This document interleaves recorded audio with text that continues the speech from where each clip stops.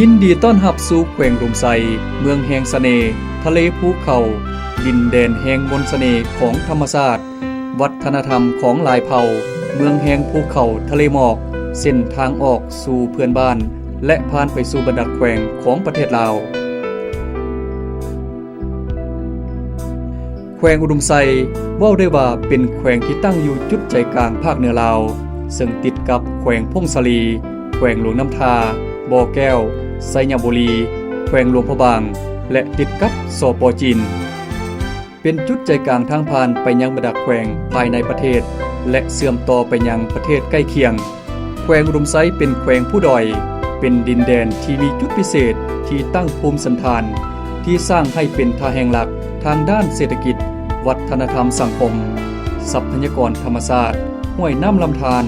ยังคงความอุดมสมบูรณ์สวยสดงดงามและยังคงมีความรักษาไว้ศิลปะวัฒนธรรมฮีตของประเพณีอันเป็นคุณค่าที่เก่าแก่หลากหลายสีสันร่วมกันอย่างมีความสงบมาแต่บูหานการแขวงอุดมไซมีเนื้อที่ทั้งหมด 15,370 กิโลเมตรรวมเอา 14 ส่วนห้อยของภาคเหนือลาวพื้นที่ส่วนใหญ่เป็นเขตผู้ดอยรวม 80 ส่วนห้อยของพื้นที่ทั้งหมดแขวงอุดมไซประกอบมี 7 เมืองคือเมืองไซเมืองแบงเมืองหุนเมืองปากแบงเมืองนามอเมืองหลาและเมืองงาในนั้นเศรษฐกิจต้นต่อของแขวงแม้นการผลิตกสิกรรมติดพันกับอุตสาหกรรมปรุงแต่งแห่ธาตุบริการผ่านและการท่องเที่ยวแบบยืนยงประชาชนมีส่วนร่วมอิงใส่ท่าแห่งหลักทางด้านการท่องเที่ยวแล้วแขวงอุดมไซประกอบด้วย12ชนเผ่าคือลาวลือยั่งกึมมุบิดลือเมดม่งอิวเมียนอาคาฮ้อและปูน้อยอาศัยอยู่ร่วมกันเปรียบคือดอกไม้ที่มีหลายสีสันและสวยงามมีทรัพยากรธรรมชาติที่อุดมสมบูรณ์เช่นภูผาป่าไม้สีวานานาพันธุ์ต่างๆยังมีแม่น้ำของไหลผ่านมีห้วยน้ำลำเซหลายสายเหมาะสมสำหรับการผลิตกสิกรรมพลังงานไฟฟ้าและเหมาะสมต่อการพัฒนาเวียกงานท่องเที่ยวในหลายด้านเช่นการท่องเที่ยวทางธรรมชาติติดพันกับวิถีชีวิตของประชาชนการท่องเที่ยวทางประวัติศาสตร์และการท่องเที่ยวทางวัฒนธรรมเนื่องจากว่าแผนกแถลงข่าววัฒนธรรมและท่องเที่ยวก็คือการนำแขวงได้เอาใจใส่ในการพัฒนาเวียกงานท่องเที่ยวและการบริการพร้อมเดียวกันนั้นรัฐบาลเฮาก็ได้ถือเอาการพัฒนาเวียกงานท่องเที่ยวเป็นบุริมสิทธิ์หนึ่งในการพัฒนาเศรษฐกิจสังคมของชาติเพื่อแน่ใจสร้างเวียกเฮ็ดงานทำให้ประชาชนบรรดาเผ่าที่อยู่ห่างไกลศอกลีกหลุดพ้นความทุกข์ยากเทื่อละก้าวดังนั้นจึงกำหนดวิสัยทัศน์แต่นี้ฮอดปี 2030 และแผนพัฒนาเวียกงานท่องเที่ยวโดยได้กำหนดเป็นยุทธศาสตร์รวม 4 ด้านคือพัฒนาแขวงอุดมไซให้เป็นจุดหมายปลายทางของการท่องเที่ยวที่มีเสน่ห์ประทับใจ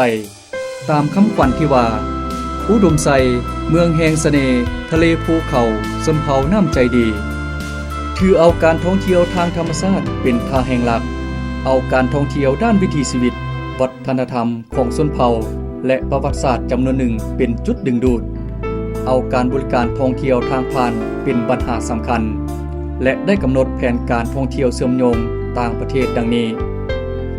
เพื่อพัฒนาการท่องเที่ยวให้เชื่อมโยงเชื่อมต่อกับต่างประเทศในการแลกเปลี่ยนข้อมูลข่าวสารนักท่องเที่ยวและการร่วมมือกับบรรดาบริษัทท่องเที่ยวทั้งภายในและต่างประเทศส่งเสริมการท่องเที่ยวให้มีท่าก้าวขยายตัวได้กำหนดแผนงานคือโครงการร่วมมือกับบรรดาแขวงแฮกเซียวแขวงเพื่อนมิตรของสาธารณรัฐสังคมนิยมเวียดนามเช่นแขวงเดียนเบียนฟู่แขวงซันลาไลเจ้าลาวกายไฮฟองแขวงแฮกเซียวน้ำดิ่งฮาน้ำนิ่งบิงด้วยการเยี่ยมยามและแลกเปลี่ยนบทเรียนแลกเปลี่ยนนักท่องเที่ยวร่วมกันสร้างรายการท่องเที่ยวและดึงดูดนักท่องเที่ยวให้นับมือนับเพิ่มขึ้นโครงการร่วมมือกับบรรดาแขวงภาคเหนือของไทยเช่นจังหวัดน่านพะเยาเชียงรายและมณฑลยูนานของสป.จีนเพื่อแลกเปลี่ยนบทเรียนแลกเปลี่ยนนักท่องเที่ยวสร้างสาขาบริษัทท่องเที่ยวอยู่แขวงอุดมไซเพื่อดึงดูดการลงทุนทางด้านการบริการ ส่งเสริมการบริการทางผ่านยกระดับคุณภาพการบริการอำนวยความสะดวกให้แก่นักลงทุนต่างประเทศเข้ามาพัฒนาแหล่งท่องเที่ยวตามทิศพัฒนาสีเขียวยืนยงและเอาใจใส่เสื่อมโยงกับบรรดาแขวงภายในประเทศและบรรดาแขวงของประเทศใกล้เคียงเช่นเขตมณฑลยูนานสปจีนและประเทศเมียนมาโครงการสร้างศูนย์ข้อมูลข่าวสารการท่องเที่ยวเชื่อมโยงกับบรรดาแขวงภายในประเทศและต่างประเทศเพื่อเป็นจุดใจกลางพัวพันแลกเปลี่ยนข้อมูลข่าวสารลาวไทยจีนและเวียดนามในสถิตินักท่องเที่ยวเข้ามาแขวงรูปไซในปี 2017 มีนักท่องเที่ยวเข้ามาแขวงรูปไซทั้งหมด 114,754 คนต่างประเทศ 71,597 คนในนี้มีนักท่องเที่ยวจากสปจีนจำนวน 54,441 คนสามารถสร้างรายรับรวมเข้าแขวง 11,800,000 กว่าดอลลาร์มันได้เป็นพื้นฐานให้แก่การพัฒนาเวียกงานท่องเที่ยวในอนาคตอยู่ภายในเทศบาลแขวงมีแหล่งท่องเที่ยวทางด้านประวัติศาสตร์และวัฒนธรรมหลายแห่งเช่นหอพิพิธภัณฑ์ของแขวงวัดห้อยตีนพระบาทบ้านลงยาภูธาตุไซมงคลรัตนมิงเมืองเป็นธาตุที่เก่าแก่อายุหลายกว่า600 ปีและเป็นจุดชมวิวทิวทัศน์ใจกลางเทศบาลแขวงได้ทุกทิศทุกทางมีอ่างน้ำหินห่างจากเทศบาลแขวง8 กิโลเมตรเป็นอ่างเก็บน้ำที่ได้รับการพัฒนาเป็นแหล่งท่องเที่ยวทางธรรมชาตินักท่องเที่ยวสามารถพักผ่อนตึกป่าอาบน้ำขี่เรือแพต่างๆและยังมีแหล่งท่องเที่ยวที่โดดเด่นของแขวงนั่นก็คือน้ำกัดยอลปาสถานที่ท่องเที่ยวและรีสอร์ทซึ่งตั้งอยู่เขตป่าสงวนของแขวงรุมไซน้ำกัดยอลปาเป็นแหล่งท่องเที่ยวที่มีหลากหลายกิจกรรมคือเที่ยวตาดขี่สลิงไต่กัวอูปีนผานอนเต้นสมดาวและอื่นๆ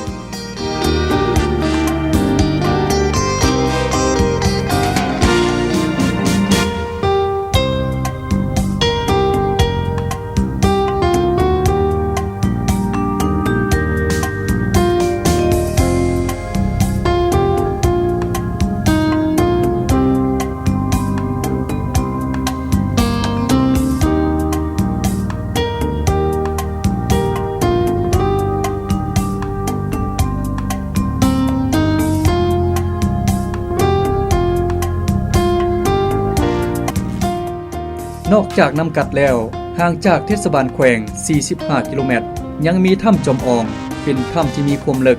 และยาวระดับ6ของโลกซึ่งนักสำรวจจากวิชาการต่างประเทศมีความยาว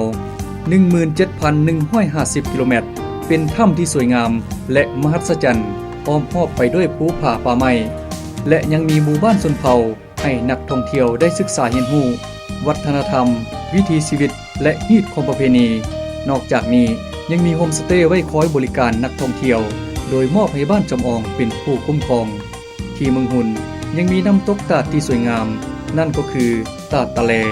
ซึ่งมีความสูง600 เมตรและกว้าง100 เมตรอาจเป็นน้ำตกตาดที่สูงและความสวยงามที่สุดในภาคเหนือลาวบริเวณตาดยังมีพฤกษาศาสตร์นานาพันธุ์ป่าไม้อายุนับพันปีนอกจากนี้ยังมีป่าหินธรรมชาติที่น่าเที่ยวชมมีตาดน้ำแหงซึ่งเป็นตาดที่สวยงามแห่งหนึ่งของแขวงรุมไซเมืองปากแบ่งดินแดนแห่งเขตแคว้นผู้ดอยเมืองน้อยๆที่ตั้งอยู่แขวฝั่งแม่น้ำคองซึ่งเป็นที่นิยมของนักท่องเที่ยวอยู่ทุกมุมโลกพากันมาพักข้างแหมอยู่เมืองแห่งนี้ซึ่งมีสายนามว่าเม็ดคำอันล้ำค่าถึงฝั่งแม่น้ำคองในเมืองแห่งนี้ยังมีปราสาทธรรมชาติอายุนับพันปีและยังมีถ้ำพระเจ้าคำตันอยู่บ่ไกลจากเทศบาลเมืองปากแบงน้ำลอดภูเมืองนำหมอวัดพระเจ้าสิงห์คำเมืองลาบ่อน้ำอุ่นและบ่อเกลือ